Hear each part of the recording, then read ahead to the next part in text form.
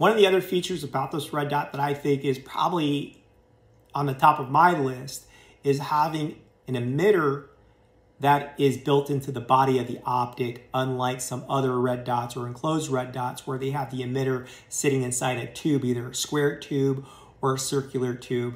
And basically with that, it obstructs your field of view. So with ours not having an inner tube, this gives you a larger field of view with no obstruction, right? And so our emitter is built at the top where the battery sits, and so when you move your elevation and windage adjustments, you're actually moving the emitter, not the tube. And so to give you an idea, here's a similar red dot that we passed up on probably a couple of years ago.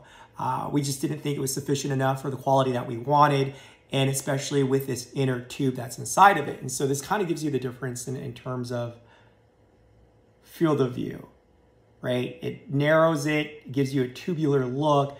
You've got a glued emitter on the bottom that's literally glued into place.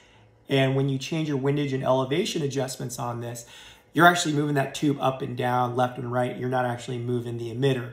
So in terms of accuracy, this is going to be a lot more accurate in terms of your adjustments, where this is not going to quite be as accurate. It gives you a larger field of view here without having that tube inside of it compared to similar red dots that are hitting the marketplace currently.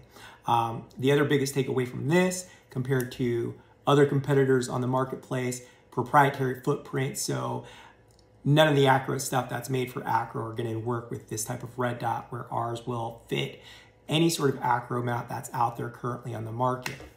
And so to give you a side-by-side view here, the two red dots, when looking through them, you can see the difference in terms of just a large field of view.